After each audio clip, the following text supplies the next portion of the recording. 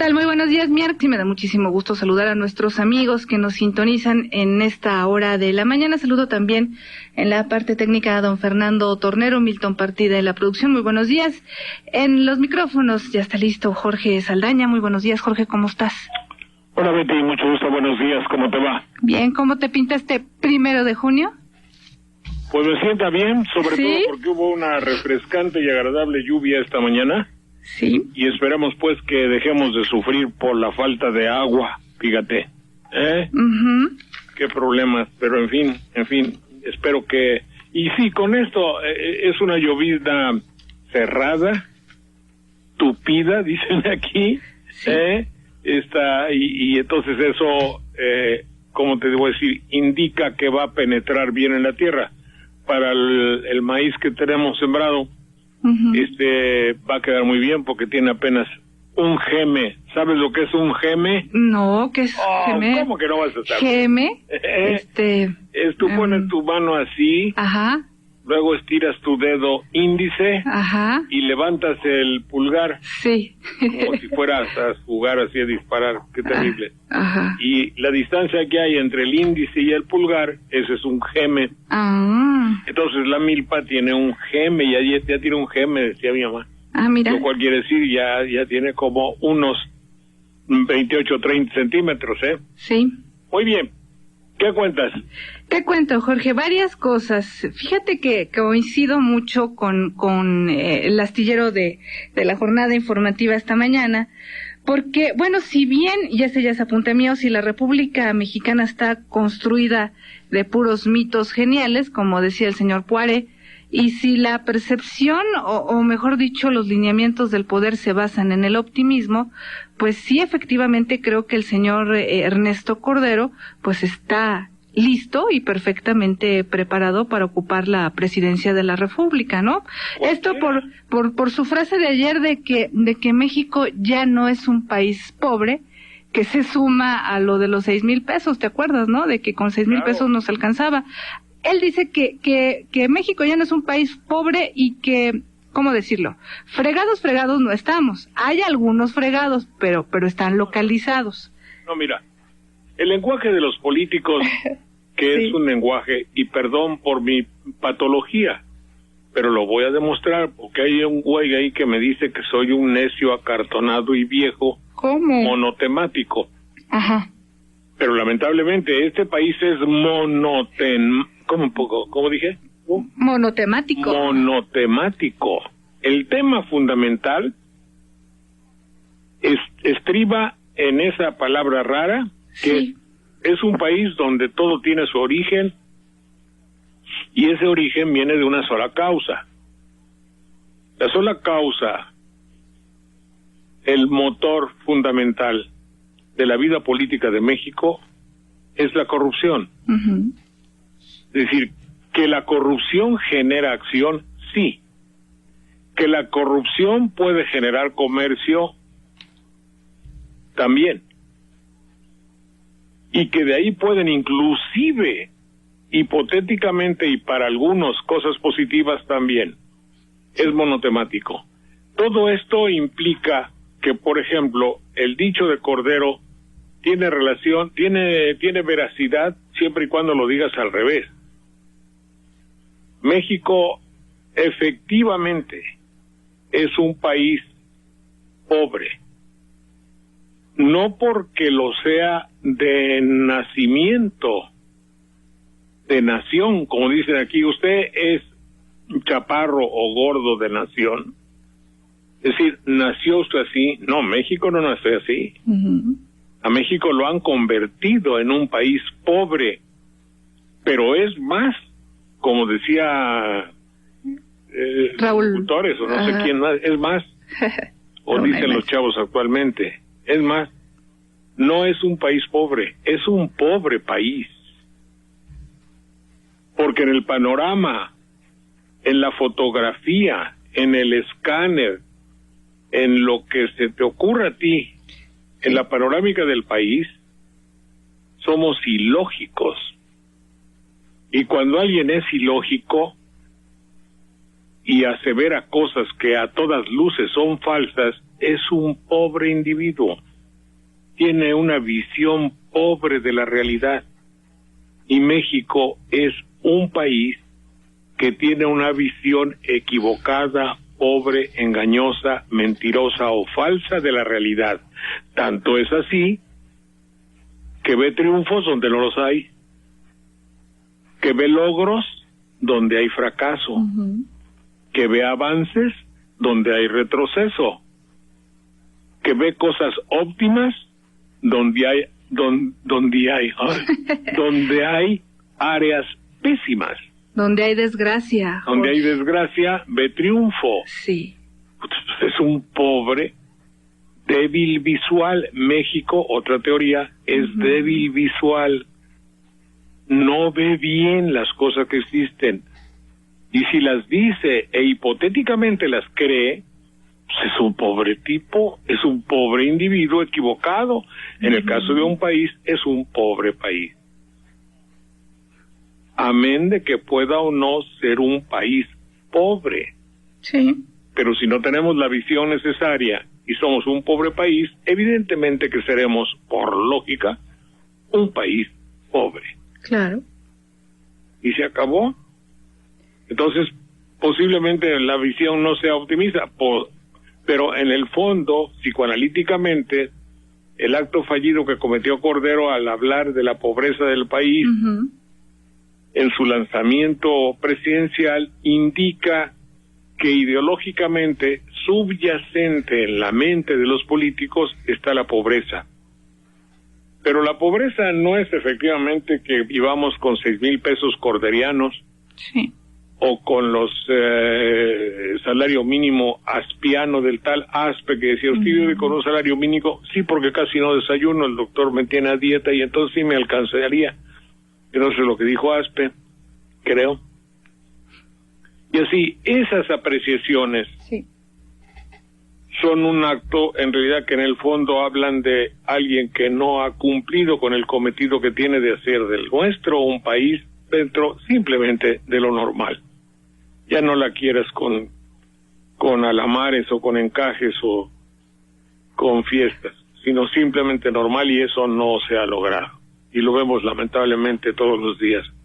Ayer casi no le han dado vuelo a la noticia, murió otro niño. Sí, Adelante, Betty. Sí, una niña en Ciudad Juárez, Jorge. Pues bueno, pues ya para terminar esto del señor Cordero, pues según él, los pobres están localizados perfectamente, y esto lo deriva él o lo traduce en torno al Censo de Población y Vivienda, que dice que pues ya no hay pobres porque 9 de cada 10 mexicanos tiene energía eléctrica en su casa y 9 de cada 10 mexicanos tiene acceso al agua potable. Ojalá que le respondieras algo al señor Cordero, Jorge. No, pues ¿qué le voy a decir al agua potable si no hay cañerías? ¡Qué barbaridad! O sea, ve el problema. No hay agua. No hay agua, ni siquiera. No, además el concepto que tienen el político de la realidad nacional es un concepto muy mediatizado. Pues ellos norman su realidad conforme al mundo de maquillaje que tiene, escenográfico en el que viven. Alguien que tiene que hacer 3 o 4 entrevistas diarias y atender a los requerimientos y de la publicidad o promoción, sobre todo en épocas electorales, bueno, evidentemente que el país, además, no tiene por qué importarle el país, lo raro fuera que en realidad le importase. Sí. Entonces vemos actos de una terrible y profunda corrupción, como alguien que reclama, digamos, áreas, que perdonen ustedes porque nuestro cuerpo de redactores y yo mismo no estamos en posibilidad de traer pelos y señales de todos los hechos, pero los hechos en sí son muy reveladores. Hay una huelga de un sindicato para mejorar sus condiciones de vida, lo cual en un país injusto, en un país corrupto, me parecería ser normal que un sindicato se una para eso.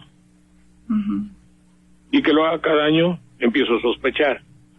Sí. Porque la mayoría del mexicano no se mide por años, quizá por sexenios, hipotéticamente hablando. Y que cuando ya se une a cosas políticas, entonces el asunto se pudre. y que cuando terminen de arreglar su asunto, entre comillas, porque les dan el dinero requerido el lunes, y dicen, sí, pero vamos a entrar a vacaciones, nos vamos a tomar esta semana para descansar de la huelga una semana. Entonces, no es que todo esté podrido, es que hay áreas enteras de México entre los cuales no hay asidero, no hay por dónde agarrar porque te ensucias. ¿Cómo es eso si el maestro tiene muchas ganas de encontrarse con cariño, con amor por sus alumnos? ¿Cómo van a dejar una semana de estudiar? Sí, no, ya es que es martes, por eso pues ya entramos al próximo lunes. No, pues tómate todo el mes. ¿Para qué vas a entrar en el mes de junio? Pues entra en agosto. La realidad, el espíritu de México es la justificación perfecta a la corrupción. Es decir, la corrupción en México tiene las características de decálogo. Sí. De mandamiento divino. Sí. No, así como ellos dicen que la pobreza está localizada, pues también la corrupción la tenemos perfectamente localizada. Fíjate nada más con qué cara un movimiento de trabajadores que puede ser algo noble. Sí. Pues yo no sé, pero lo echan todo. Yo pienso que el simple hecho de que hayan arreglado su problema el martes y se tomen toda la semana de vacaciones. Sí, ya lo pudrió todo. Muchísimo. Sí, por supuesto. O sea, como cuando, esto no es de ahora, en una ocasión, ¿cómo estuvo el caso? Es que sucedió que había una huelga de trabajadores en el teatro, un pequeño teatro en la colonia Condesa, ahorita me voy a acordar el nombre, muy bonito, muy sencillo. Me dijeron, ¿tú ves a dirigir el teatro? Perfecto, hablé con los trabajadores, estamos en huelga. ¿De qué? Digo, bueno, pues entonces nos vemos el lunes. Creo que tenían 6 u 8 meses cobrando sin trabajar. Nos vemos el lunes a las 9. No, el lunes no podemos. ¿Por qué? No, porque es una de nuestras concesiones es que el lunes no trabajamos, porque como el domingo hay funciones, el lunes no trabajamos. Oye, pero es que llevan 6 meses sin trabajar. No importa, pero ya es concesión. Entonces me llamó mucho la atención. ¿Tú crees que esa gente quería trabajar ahí? No. Pues una cosa es trabajar, otra es chupar y mamar y estar pegado a la ubre gubernamental, o en este caso a la sindical. Sí. Lo digo por los hipotéticos maestros. Ahora, en esos maestros con ese entusiasmo para la enseñanza y para reunirse con sus alumnos, ¿qué les van a enseñar a los niños? Corrupción. Adelante, Betty. Pues sí, así están las cosas, Jorge. Hay otro aspecto que quería platicarte, que es el aspecto de los métodos de campaña y el lenguaje que se está utilizando. Cuando llega uno de las centenas de candidatos a la televisión, se sienta y el locutor tiene que parecer ecuánime, normal, agresivo, sí, y ni echado para un lado ni para otro. Es decir, yo soy un periodista y voy a preguntarte a ti sobre tus intenciones para lograr el voto popular. Yo soy el fiel de la balanza. Sí, debes demostrarte ecuánime, serio. Ecuánime, normal, sin inclinaciones, y te voy a preguntar para ti. No es cierto. Esa entrevista se factura. Claro. Y esa entrevista de una u otra forma y con diferentes elementos se paga. Y el locutor tiene la obligación de parecer normal o ecuánime, pero en el fondo lo que está haciendo es un infocomercial. Sí. Está haciendo una hipotética entrevista de carácter periodístico, pero la realidad lo que está haciendo es un comercial. Cuando alguien quiere y no lo dice, está prostituyendo la labor del periodismo. Por eso en el Twitter hay columnas enteras que ya las borré, de periodistas que creen que están tocados por la magia y por el dedo de Dios, y creen que ser periodista es como ser Ratzinger o el hijo de Ratzinger. Coño, el Papa me nombró periodista, qué bruto, ¿no? Sí. Misión, labor, mangas. En mi caso es patología, obvio. Debe haber para muchos que sea un oficio. Y obvio que hay periodistas honrados. Sí, pero los que vemos y los que se nos presentan como publicistas de campañas políticas son eso. Es el gritón de Telas Chedraui, pase, gran barata hoy, ofertón, pase y venga a ver las facilidades que le damos para comprar tela, el paño que usted necesita. Eso es, son vendedores publicitarios, no hay problema. Pero lo engañan con decir, ¿por qué quiere Juancito Trucupey ser gobernador del estado de Tunalcingo? Qué bruto, mano, ¿cómo le preguntó? Qué bruto. ¿Viste cómo lo increpó? ¿Por qué quiere serlo? Sí. La filosofía para preguntar ¿por qué quieres tú? Tiene algo de desfachatez, porque es una mercancía que se está vendiendo y yo pienso que no, tiene que haber algo de pudor. Sí. El hombre que se lanza a una campaña política tiene que ser el aclamado por la sociedad. Cuando digo sociedad, no estoy hablando de un grupo de gordos asentadotes en la televisión viendo telenovelas o viendo el fútbol con una cerveza. Esos son televidentes. Los ciudadanos buscan a alguien que por sus características tiene las virtudes necesarias para dirigir a la comunidad, para dirigir a la manada, para dirigir a la parvada. Claro, de Homo sapiens.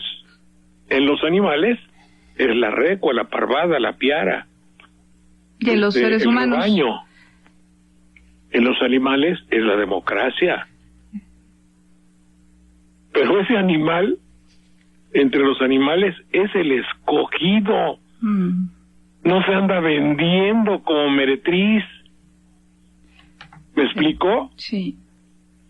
Es decir, yo estaba muy tranquilo y un grupo de ciudadanos piensa que le puedo ayudar. Efectivamente, mis características son que tengo inclinación por no hacerle mal a nadie, por no enriquecerme a costa de los demás, y porque pienso que según una carta que se llama la Constitución de México, no debemos buscar más que el bien de la comunidad, y un grupo de ellos me ha pedido que lo sea, que es diferente a Juan Ruiz Gili, que ¿por qué debe ser Juancito Trucupey el presidente? Porque me levanto temprano. Es que ya están elaborados. Mira, desde niño, desde mi padre que me enseñaban eso. Si el papá era un ambicioso y el niño también lo es. Claro. No, y porque iba a la peluquería con don. Porque voy con don Arturo a la peluquería. Sí, por eso merezco ser presidente, ¿no? ¿Por qué Juanito, cómo se llama el otro? Juancito, que no, Juanito Trucupey. ¿Por qué Juan Camaney quiere ser presidente de la República? Bueno, porque, oye, y los otros son unos idiotas. Bueno, yo respeto mucho, respeto a los demás. Y luego otro, es una burda.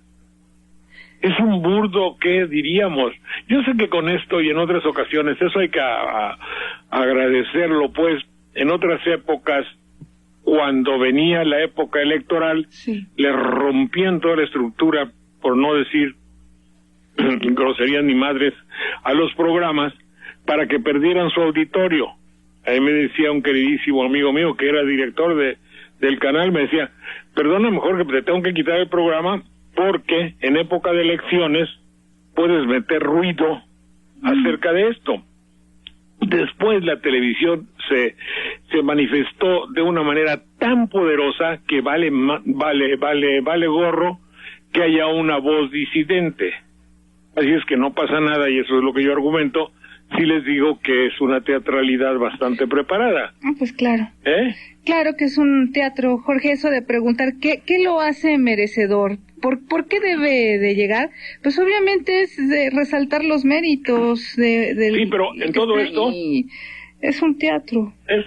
Sí lo es, pero fíjense cómo subyace el comprador walmardiano sí. de Walmart. ¿Por qué yo debo votar por ti? ¿Por qué yo debo votar por ti? Es decir, ¿qué mercancía me das? Sí. ¿Cuánto me das? ¿Qué voy a ganar? Inclusive, bueno, Luis Gili lo ha preguntado, ¿qué voy a ganar yo?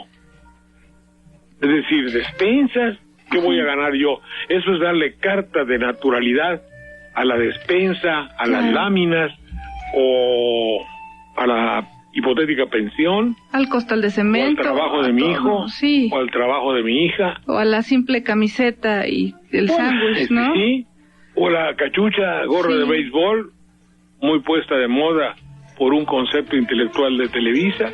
Entonces, ¿por qué yo debo votar por ti? Es una pregunta asquerosa, antidemocrática, mamoncísima y verdaderamente cosificadora. Te vuelve cosa a ti, votante. Se meten a tu intimidad. Es una pregunta violatoria genital. Sí, ¿qué te importa, güey? Pues es que ya que te queda, Jorge, si ya te violentaron. Ya te violentaron de todo, pero de todas maneras, oye, yo voy a votar con quien yo quiera. Mi ideología hace que haya áreas de mi personalidad que son para mí. ¿Y por qué yo debo votar implica un egoísmo. Quiero que tú votes por mí y te va a redituar tanto y casi es que me das si voto, en qué me beneficio votar por ti. Es traer la democracia a los parámetros del comercial televisivo, del jefe. Es la democracia aplicada por el jefe de comercialización de una estación televisora. Sí. O de un gran almacén, vamos a ponerlo, si no quieren ustedes que sea yo acartonado y patológicamente imbuido en la cultura televisiva. Pero argumento que es cultura televisiva, puesto que, por ejemplo, en lo que hablan los políticos en la actualidad en estas campañas, lo estaba yo escribiendo en Twitter, no me acuerdo cómo decía, pero en todas formas, ¿qué es lo que sucede? Que uno, por ejemplo, dice... voy a decir lo bien que hemos hecho en mi secretaría, permítanme el comercial. El otro no se vale. El otro hay que ponerse las pilas. El otro, la política es como el tercer tercio. Y así por lo consecuente. Y todo este léxico televisivo, pues te das cuenta de que estamos viviendo en una televicracia, que así le llamo yo, a todo lo que está motivado a convertir a la televisión a la rectoría de un pueblo. Por eso estaba yo conversando con las gentes del Twitter y diciendo, a mí me gustaría presentarles a ustedes una tercera opción televisiva. Es decir, qué pena que no haya otra posibilidad televisiva, y cuánto quisiéramos conocer y ver, porque todos los que han presentado al señor licenciado Ayub, me parece que se llama Arturo Ayub, va a decir, ¿por qué el gobierno no nos deja poner otra televisora? Bueno, desde luego que eso obedece a cuestiones de carácter obviamente político, no es cuestión de conexión. Ahora, tiene que ser con el permiso del gobierno. Eso es lo que a mí, primera pregunta, ¿que no se puede poner así nada más? No, tiene que ser una... Si no la puedes poner en la isla de en Belmopán. Pues tendrías que pedir permiso a la isla de Belmopán, ¿no? Es que no es isla. Bueno, por decirte algo, ¿no? Es una pregunta, no es mala leche, es una pregunta. La otra, ¿qué no podemos ponerle en el barco? Sí, quizá. Para que se vea la imagen un poco así, ¿me entiendes? Bueno, esa es una. Luego, efectivamente, a mí me gustaría tener otro canal que comprar, ya que hablan de comprar. pero me gustaría que me explicaran si va a ser un canal alternativo, porque tener un canal que sea lo mismo, donde yo oiga, como por ejemplo el noticiero matutino, que ya no veo, no puedo, donde hay 10 minutos de noticias, entre comillas, porque esas 10 noticias tienen 3 o 4 noticias de la farándula o de fútbol, pero supongamos son noticias, 10 minutos de noticias y 8 minutos de comerciales. Están abusando de mí. Por supuesto. ¿Para qué estoy pagando mi televisión? Porque yo pago mensualmente. Si me van a retacar de comerciales, es vender una vez, pero cobrar 2. Claro. Entonces todo eso había que preguntarlo al señor Ayub y vamos a ver si él acepta, y nosotros con mucho gusto, y ahora sí que, como dicen los locutores, con todo respeto, le diríamos: oiga usted, sí, convénzanos, ahora sí, convénzanos de que habrá una televisión, una programación alternativa. Es Jorge, una idea. Adelante, hacemos Betty. Una pausa, regresamos. Estamos de regreso en este espacio. Nos puede mandar sus mensajes de texto vía celular al 30500 y el Twitter de Jorge Saldaña, @SaldanaJorge. Me quedé con una sensación, no de molestia, sino de inconformidad con este señor que dices que habla de que el programa es monotemático. No, finalmente, Jorge, llegamos examinando todas las cosas del país a una situación igual. No parte todo de lo mismo, de un interés ya establecido. Todo llega finalmente a la corrupción, al estado de cosas de la corrupción en México. Y no, finalmente todo se presenta en televisión para que los mexicanos lo conozcamos. Esa es mi defensa, no mi teoría. Porque, fíjate, necesitábamos saber que Humberto Moreira, que Gustavo Madero y Jesús Zambrano salieran juntos a decirnos que ya se pusieron de acuerdo para no afectar los problemas electorales. Realmente necesitamos verlos ahí juntitos y que nos digan eso. Si finalmente sabemos que las cosas no se cumplen, si finalmente sabemos que bueno, no hay una democracia como tal, que ya ni siquiera vamos a tener la posibilidad de elegir, porque si lanzan un candidato único, pues ya, ahí sí de plano ya nos quitaron toda posibilidad de decir o hacer. Bueno, mira, para que no digan que vemos todo con pesimismo y desde un ángulo enfermizo. Es que... ¿Y el otro cómo se llama? ¿Pesimista? Y te la voy a poner en otra forma. Hoy apareció una noticia que dice: el PRI, el PAN y el PRD, el PRD PRI-PAN, porque finalmente... Es lo mismo. Finalmente es el amemchos. Sí. Ahí sí te entendí. Ahí sí me entendiste. El amemchos. Bueno, PRI, PAN, PRD tienen un blindaje contra el narco para las campañas. Sí, es lo que te digo, que salieron juntitos ahí Moreira y Madero. Yo creo que la campaña es otra, y le brindo la idea a la televisión para que la haga.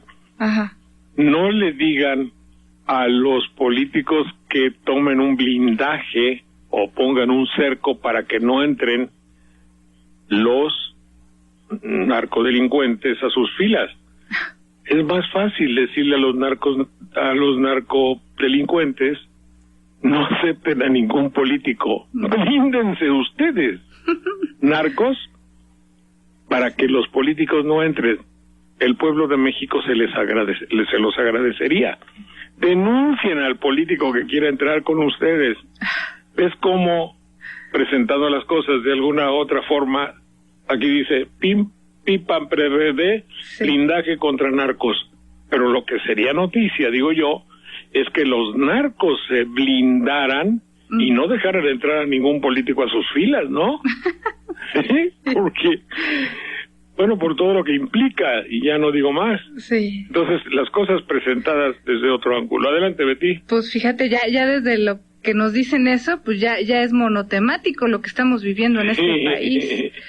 Ojalá que sí, Jorge, logres entrevistar a este señor. Ojalá quiera.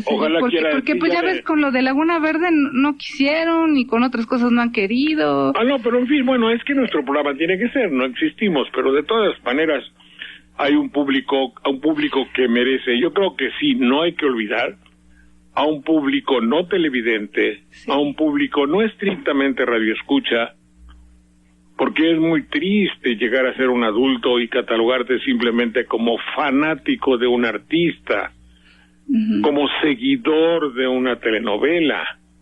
O de un equipo de fútbol. O de un equipo de fútbol, o un fanático futbolístico. No, ese es un complemento para una serie de actividades en tu vida, y que además pues, te gusta mucho Elton John y te gusta mucho Kalinka, este muchacho violador sistemático, o como se llame, o que así dice la prensa, y se acabó, ¿eh?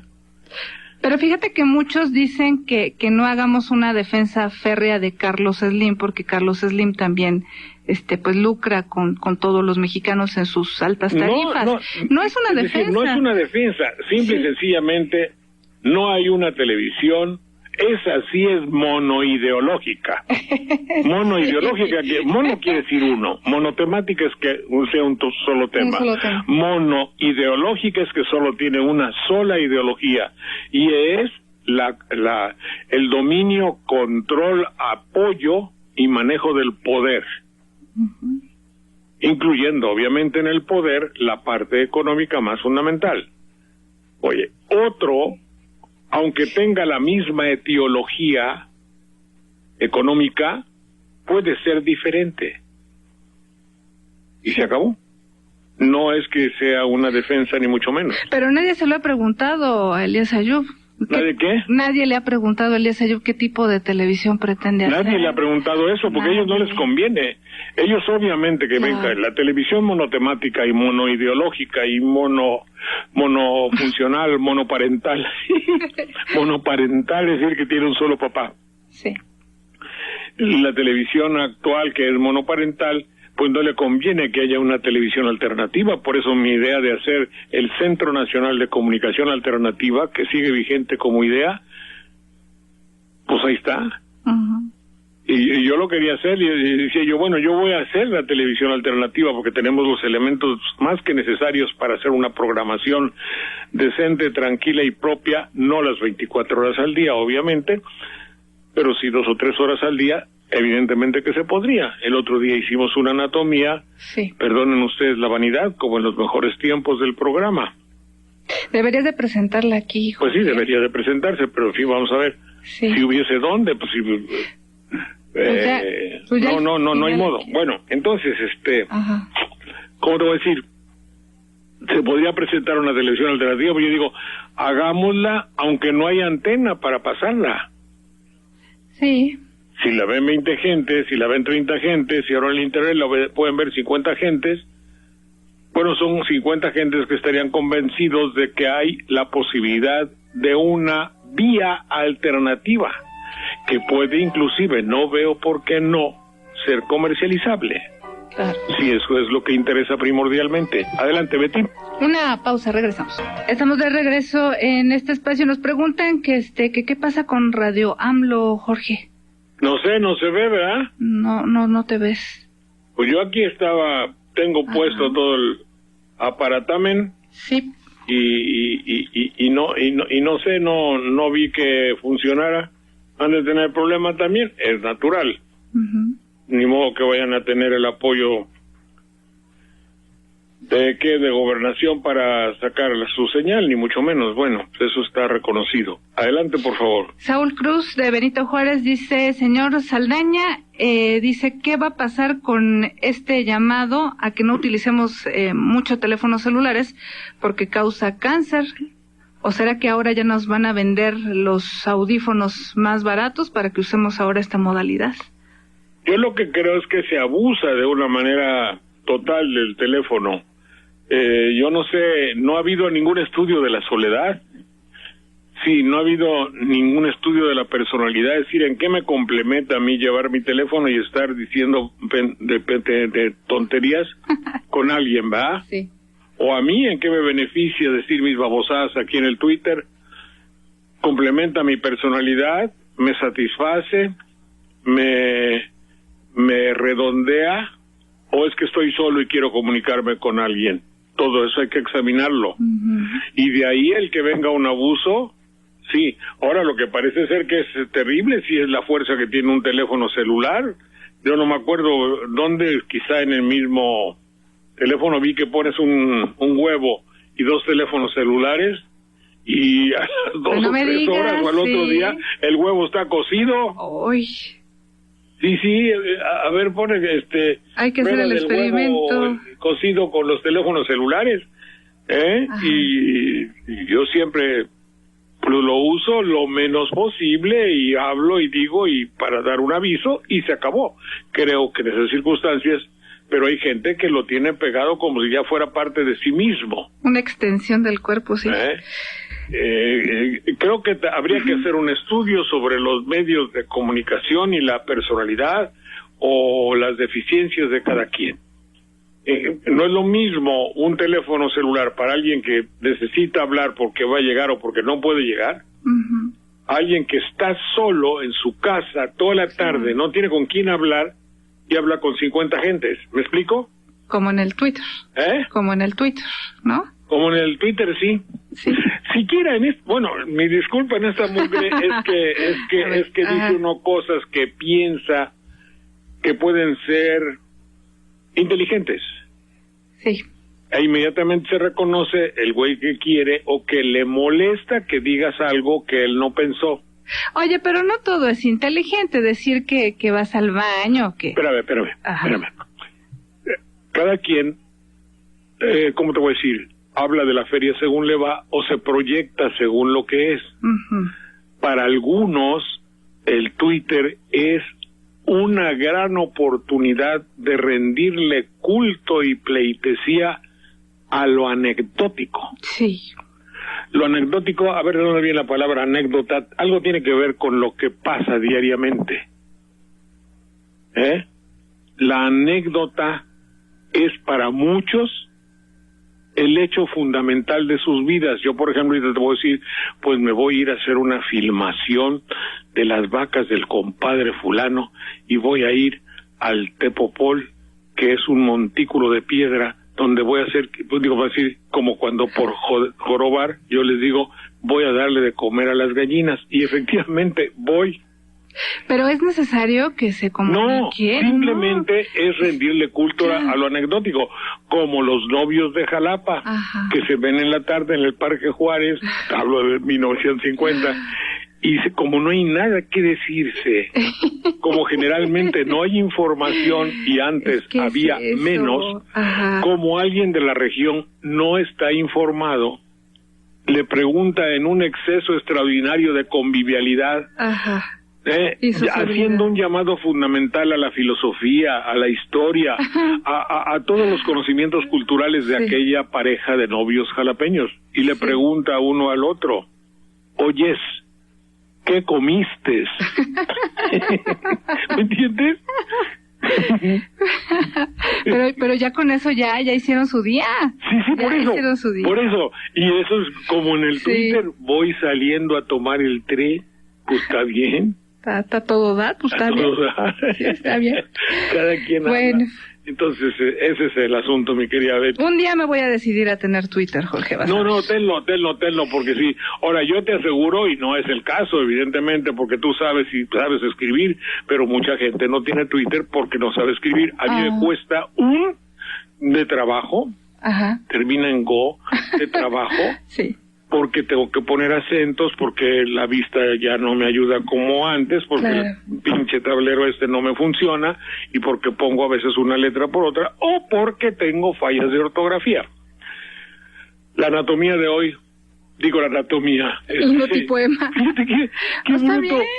Fíjate que estaré pensando que en vez de poner notipoema, puse anatomía. Y así leí ahorita, Oye, pues ya, digo, si no se puede presentar la anatomía en algún otro lado, pues aquí la pasas, ¿no, Jorge? Sí, pero pues nomás que me la entreguen y ya. Bueno.